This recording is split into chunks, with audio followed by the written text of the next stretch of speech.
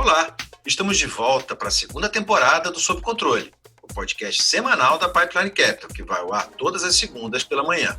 A Pipeline Capital é um escritório de M&A focado em empresas tech-driven, orientadas e movidas por tecnologia. Nessa segunda temporada, com 12 episódios, teremos sempre um convidado especial de várias indústrias e setores de negócio. Eles contarão como chegaram onde estão, mas fundamentalmente vão compartilhar com nossa audiência dicas sobre como gerir negócios e tirar deles os melhores resultados.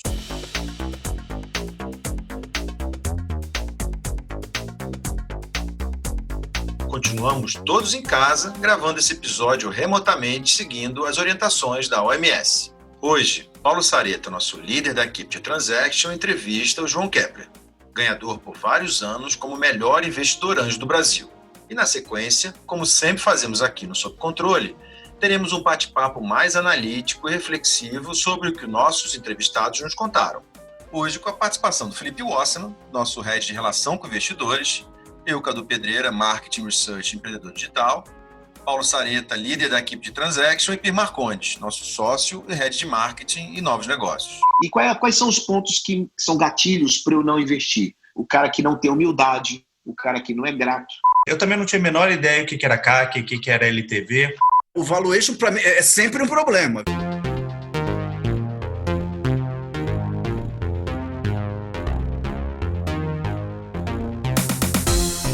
Nosso convidado de hoje é o João Kepler. O João ganhou por vários anos o prêmio de melhor investidor anjo do Brasil. Sua companhia, a Bossa Nova Ventures, é a maior operação de investimentos anjo do país, tendo feito centenas de investimentos desde a sua fundação. Mas ninguém melhor do que o João para contar a sua própria história. Bom, eu tenho uma história de 40 anos empreendendo. Não foi ontem, eu digo assim, quem vê a foto não vê o filme, né? Então, 40 anos ralando, foi uma montanha-russa, muitos fracassos, muitos sucessos, derrotas, vitórias. Né? Agora, no mundo digital mesmo, fazendo coisas na internet, vem de uns 18 anos para cá, 17 anos para cá, e investindo de 11 anos para cá. Então, em 2011, eu comecei a fazer investimento anjo, comecei a investir no sonho dos outros, deixei de empreender, porque eu era muito cigano, eu adorava empreender, montar negócios novos e tal. E aí comecei a investir em negócios dos outros, comecei a olhar, lá acho que em 2012, 2013, eu conhecia a Petbox, eu acho, não sei se foi nessa época, mas comecei a investir, e no começo eu não sabia muito bem como fazer, né? Era muito sem estrutura, né? Em 2014, reencontrei o Pierre Sherman, da família aqui, Sherman, e o Pierre disse assim, pô, cara, qual a planilha que você usa? Terminou que a gente juntou as escovas e começamos a usar o mesmo modelo, terminou que pegamos uma empresa que era da família, o CNPJ da família, uma SA, e terminamos virando a nossa empresa de investimentos chamada Bossa Nova, né? E aí a gente tocou, envolvi também meus filhos, montamos uma estrutura, e aí juntamos as escovas, os portfólios, um pouco de dinheiro. No final de 2016, começamos a abrir alguns fundos, alguns pools de investimentos de amigos, e abrimos um FIP, CVM, de 100 milhões. E começamos a bater para captar esse FIP nas portas das grandes famílias, e até que batemos na porta do BMG, do grupo BMG, e o grupo BMG disse, eu quero não só investir no FIP, mas eu quero ser sócio de vocês. E a gente não cogitava essa hipótese, terminou que aceitamos a entrada deles com a condição deles fazerem o que a gente não gostava de fazer, que era back-office, estrutura, retaguarda, né? E eles não só gostavam de fazer isso, como tinham uma competência incrível. E no final das contas, terminou que o BMG, a gente chama ele de aeroporto, né? Ou porta-aviões. Eu e o Pierre já tinham, descendo, subindo, eles dando comando, e eles com a retaguarda toda, fazendo todo o controle, inclusive back-office, inclusive do diligence jurídico, financeiro, contábil, auditoria, etc. E de lá para cá não parou de crescer, e hoje a gente, o número atualizados de ontem, a gente tem 672 investimentos realizados no Brasil e fora dele. Acho que essa é uma história longa, curta.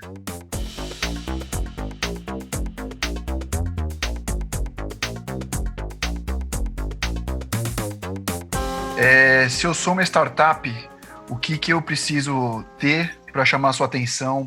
Olha, Paulo, no estágio que eu faço investimento, e aí foi um estágio que a Bossa Nova decidiu investir, que é um gap que existia no Brasil, que era depois do anjo e antes do seed money.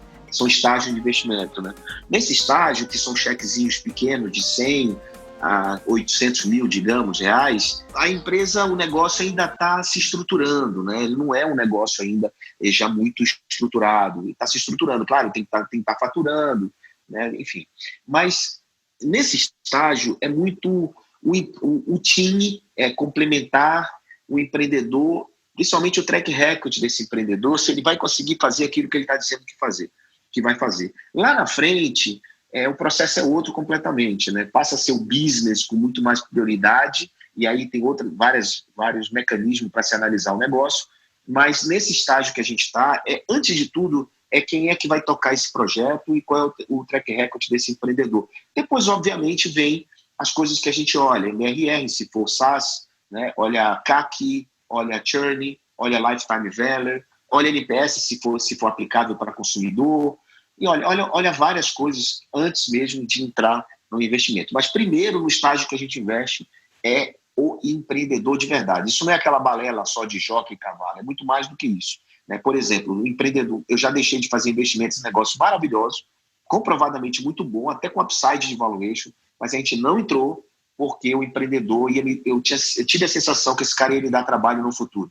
Me dá trabalho porque eu tenho esse negócio de amigos, negócio à parte. Para mim é amigos, negócio fazem parte, né? Então, a gente se relaciona com todos os empreendedores. Eu falo que nosso maior ativo é a base de startups.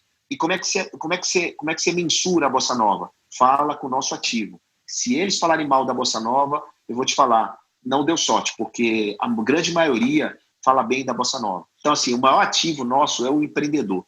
E quais são os pontos que são gatilhos para eu não investir? O cara que não tem humildade, o cara que não é grato, o cara que tem uma certa arrogância, o cara que não é ouvido, ele acha que sabe tudo, e etc, etc, etc. Então, assim, quando o time não é muito unido, né? Ou seja, ele não é complementar, e pior se ele não for unido.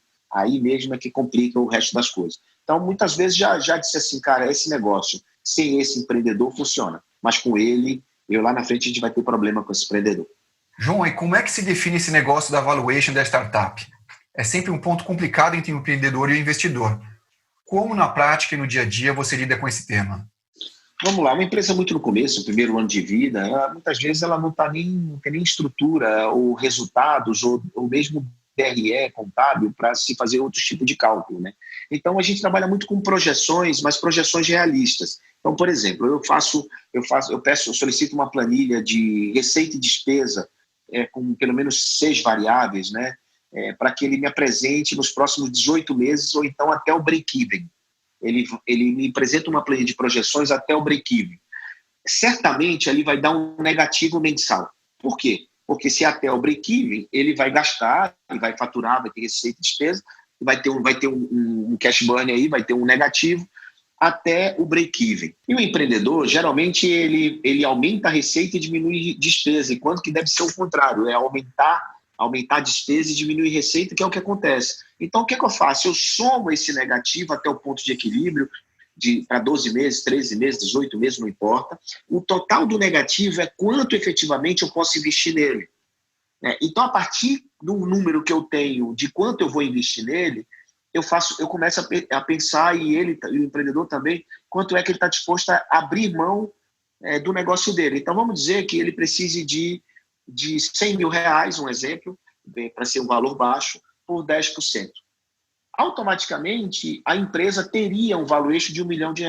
Agora, eu pego esses R$1 milhão para o negócio dele e faço um comparables. Eu comparo no mercado se tem outras startups nesse estágio que vale R$1 milhão. E aí se chega no entendimento. Agora, se tiver muito alto o valuation, e o valuation dele é 500 mil, por exemplo, o que a gente faz?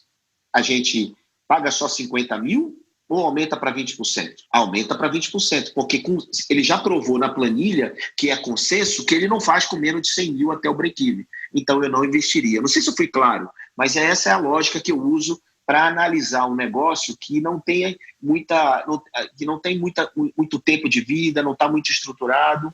Então, é sempre em cima dessas projeções, pé no chão, realista, e que não fique queimando caixa para o resto da vida.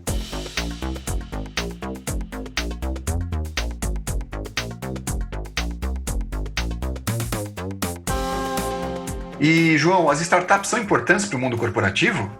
de alguma forma, as grandes empresas entenderam que as startups ela pode encurtar o caminho, pode ajudar muito no processo de inovação interna, e as startups é até um caminho muitas vezes mais barato até de você ter um software ou uma solução para uma dor específica de uma grande empresa. E durante a pandemia recente, que eu atendi grandes empresários precisando de auxílio e emergencial para delivery, para esteira de produção, para pontos de colaboradores home office, enfim, para um monte de demanda que foi gerada das grandes empresas e que sua equipe de TI, certamente, ela não teria a velocidade para fazer um delivery, uma entrega de um serviço onde uma startup já tem isso pronto. Então, as grandes empresas já perceberam que é muito fácil, muito simples se relacionar com essas startups. Agora, tem vários modelos, né? Tem aquele que pega uma startup e incorpora na empresa, tem aquele que investe na startup, tem aqueles que só contratam o serviço, né? Tem aqueles, por exemplo, que geram uma demanda e que vários desenvolvedores, através de hackathon, acham a solução. Então, assim, tem várias formas de se relacionar e de manter negócios com startup. E isso eu tenho visto muito. E agora, por conta da pandemia, eu digo que as startups se consolidaram no mercado. E vocês trabalham com M&A, vocês vão ver duas coisas acontecendo e muito, já devem estar vendo, que é consolidação, ou seja, a fusão entre startups e aquisição por parte de grandes empresas, adquirindo startups para sua carteira de serviços, para vender serviço no mercado, ou até mesmo para resolver uma dor interna que certamente ela não conseguiria resolver por conta daquela empresa. E estou vendo também empresários, por exemplo, de imobiliárias comprando startups até para acabar com a startup, com medo da startup detonar o mercado dele. Então, eu já vi de tudo, né? Eu estou 11 anos fazendo isso, então, hoje, mais do que nunca, as empresas mais estruturadas estão se relacionando com essas startups. Para finalizar, João, qual o futuro do mercado de investimentos em startups no Brasil? O Brasil ele vem aprimorando nos últimos 2, 3 anos crescendo o número de investidores em venture capital, né, investimento em startups.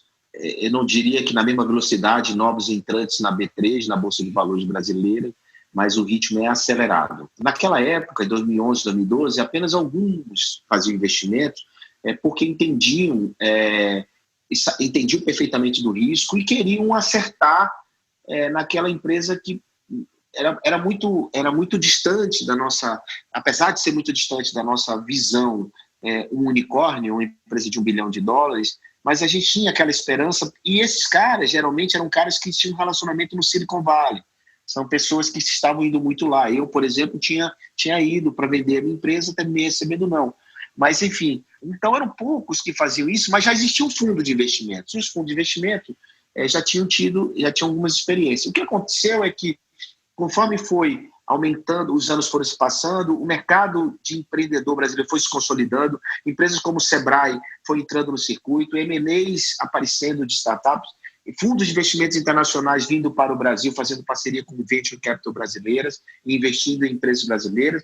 Então, assim, a coisa foi crescendo de uma maneira muito, muito impressionante. É claro que o Brasil tem pouco investimento em venture capital ainda, a gente precisa pelo menos dobrar, né, o volume. O ano passado foi 2,7 ou 2,9 bi na América Latina, Brasil em relação à América Latina, mais da metade da América Latina o número de deals e investimentos, mas a gente precisaria em torno de 6 bi, mais ou menos, 6 a 7 bi de dinheiro disponível para Venture Capital, que eu acredito muito que isso vai chegar rapidamente, até porque nós já temos negócios de classe Série A, ou seja, a gente já joga a Série A, a gente não joga mais Série B no mundo, né? O Brasil, ano passado, foi o terceiro em número de unicórnios no mundo, ganhamos de Israel em número de unicórnios.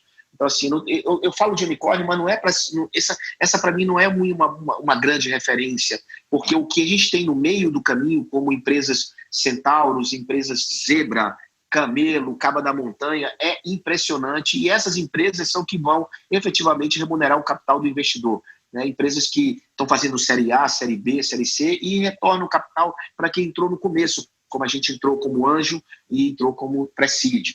Então, eu acredito muito que a gente vai nos próximos anos, vai ser maravilhoso para o Venture Capital no Brasil, porque as empresas estão amadurecendo e os retornos vão começar a chegar em abundância.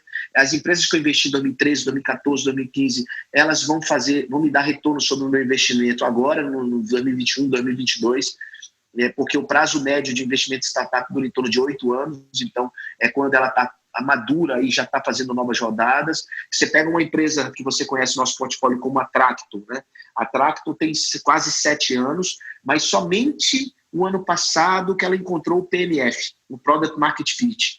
Então eu digo assim, agora sim, agora você é classe mundial e agora você está pronto para o Série A, porque de faturamento ele já está, faltava ele achar o produto ideal dele, para a persona ideal, para o modelo de negócio ideal. Então assim, até chegar ao PMF, e esse é o nosso papel no nosso estágio, ajudar essa empresa a chegar no PMF. Depois que ela chega no PMF, cara, a noiva está pronta para casar. Então, o cara do Série A, o Série B, que olha, ou então de uma grande empresa que olha as nossas startups que encontraram o PMF, fica muito mais fácil entender, muito mais fácil investir. Então, por conta disso, muito mais empresas e negócios no Brasil chegando no PMF, eu acredito que a gente vai ter uma leva, uma safra sensacional em 2021 de grandes negócios. Bom, pessoal, foi muito interessante essa conversa com o Kepler em vários aspectos aqui. Eu acho que um dos aspectos que mais me chamou a atenção é o crescimento do número de startups que a gente vem tendo no Brasil e no mundo, né? Eu dei uma pesquisada rápida, mas de 2015 até 2019, o número de startups já triplicou. E isso, a tendência é aumentar cada vez mais. Falta fundo, falta tudo, mas é impressionante a quantidade de empresas que vem crescendo. A gente tem até aqui o Felipe, que já passou por essa experiência de startup, já foi investido. O que você acha? O que você tem para falar, Filipão? Então, é muito interessante esse caso que o Kepler falou, porque eu vivi bem isso mesmo. Ele, na verdade, foi o meu primeiro investidor. E de curiosidade, quando eu falei com ele a primeira vez, ele falou não, então eu recebi um não dele depois que convenci. Mas acho que a parte mais legal da fala dele, assim, e pegando um pouco meu histórico, é que realmente quando eu captei, que foi 2013, foi depois dele com o tempo, mas eu também não tinha a menor ideia o que era CAC, o que era LTV. Até é legal explicar o que é CAC e LTV. CAC é o custo de aquisição do cliente e a LTV é quanto ele vale a longo prazo, que hoje esse é a base de quase todos os investimentos na empresa, porque você coloca dinheiro para ver o crescimento dela e você tem que saber essas contas. E eu realmente não sabia. E é interessante a gente falar hoje como um startup fosse uma coisa tão óbvia que todo mundo conhece tudo, mas é uma coisa muito recente. Há 10 anos atrás ninguém falava sobre esse assunto, não tinha esse tema. Existiam startups, mas quase não tinha esse nome. Então, é legal perceber que a gente fala dessa verdade toda, mas é uma verdade super recente e a gente continua aprendendo. Parece que a gente sabe muito, mas é um mundo que a gente continua aprendendo. E aí, eu acho interessante até o comentário que ele fez sobre a maturidade desse mercado aqui no Brasil, né? A gente, apesar de ser recente, existem conceitos e métricas que estão cada vez mais ganhando espaço para novas startups que acabam surgindo mais maduras até. E esse conceito do Product Market Fit, que é extremamente importante para a empresa encontrar o seu caminho, ele já é uma métrica, né? Já é um objetivo de vários fundos que investem em startups, né? A gente tem um PIR aqui que investe em várias startups, eu já tive algumas startups, acabei que não tive investimento de fundo, mas eu acho que é um ecossistema. A gente vê aqui na área de pesquisa muita movimentação, você vê empresas surgindo já com possibilidades de evoluir e de entrar dentro de teses maiores, já em fases iniciais. Então, o mercado está bem quente. Eu me lembro uma vez que eu fui para o South by Southwest e fui acompanhar lá eles têm lá uma área e um momento em que se fala muito de startups, né? Aliás, tem uma parte do evento que é só para isso. E eu cheguei lá, fui ver, isso faz uns anos atrás, faz uns 4, 5 anos atrás, eu vi lá uma mesa só de startups brasileiras, era um fórum só de startups brasileiras, e eu olhei lá na mesa, estava o presidente da AB Startups, estava o presidente de uma organização de fundos de venture capital, tinha um representante do governo, da Apex, no caso, tinha lá também representantes de fundos de venture capital, de fundos de private equity, e alguns representantes de startups. Tinha o Pedro Weingärtner da ACE, que representava aceleradoras, tinha alguém que eu não me lembro quem, que representava fundo anjo, né, os investidores anjo. Então, ali, caiu uma ficha para mim, eu olhei aquela mesa e falei, caramba, olha o ecossistema todo de startups maduro aqui. E na plateia, tinha investidores americanos, né, ouvindo, em seguida iriam acontecer uma série de pitches de startups brasileiras. Então, o que o Kepler fala é muito legal, porque é de uma maturidade, a gente já tem hoje, como ele comentou, um monte de unicórnios, né, já nascendo de tudo isso. Eu sou hoje investidor e advisor de 15 startups, e elas estão nos mais variados estágios, né? E para cada uma delas, realmente, você vê um pé que cabe na meia perfeita, né? Uma meia que cobre um pé perfeito, porque você vê ali, eu tenho investimento anjo, eu tenho fundos de venture capital investindo, eu tenho empresas do mundo corporate querendo comprar startups. Então, acho que é um mundo que se sofisticou bastante. Agora, a questão que ele fala do valuation, e talvez aí o Sareta possa falar um pouquinho, porque conhece tão bem, o valuation para mim é sempre um problema, viu? Em todos os meus exemplos, valuation, sempre o bicho pega. A questão do valuation, Piri, assim, eu trabalhei muito tempo, 13 anos em Big Four, né? Eu estava acostumado a ver empresas muito maiores e não tão nesse mundo de startup, porque no mundo de startup você não tem muito o que ver numa diligência, né?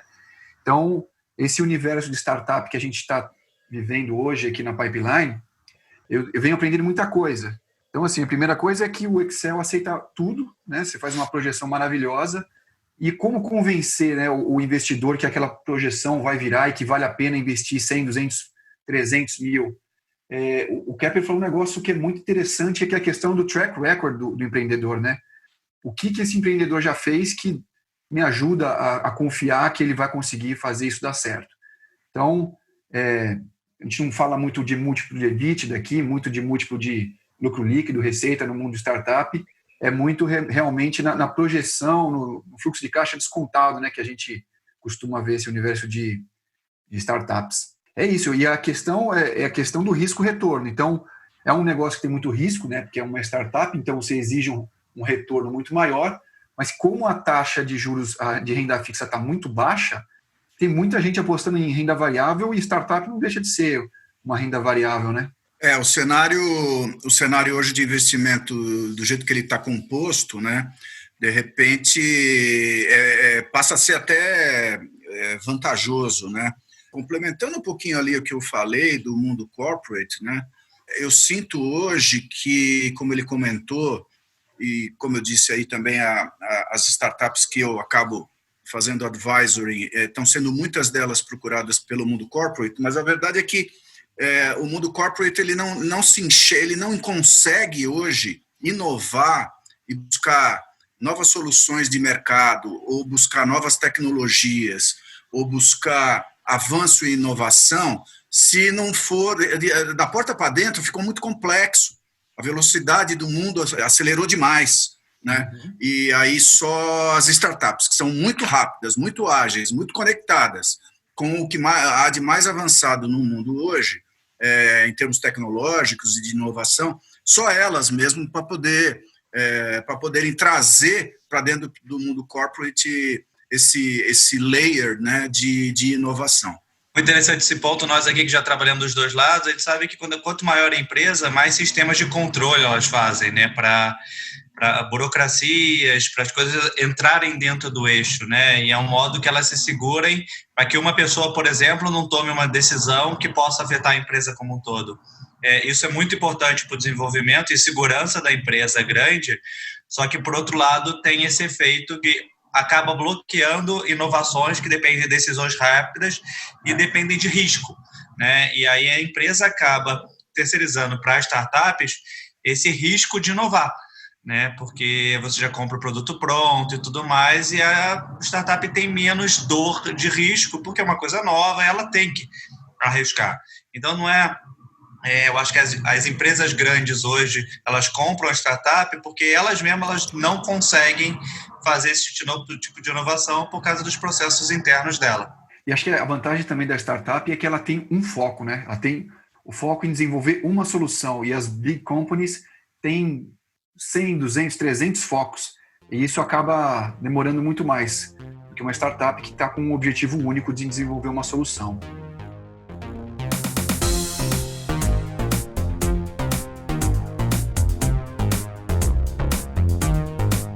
Esse foi o 13º episódio do Sob Controle, o podcast da Pipeline Capital.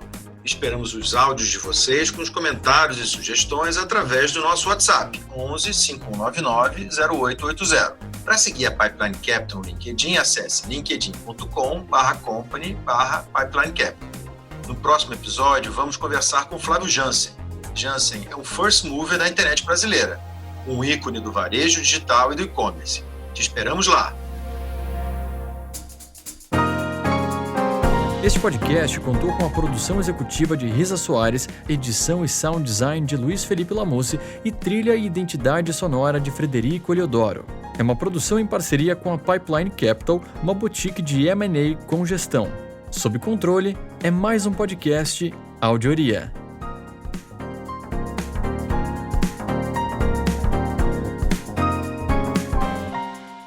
Gravamos o primeiro. Só faltam 11. Suando aqui já.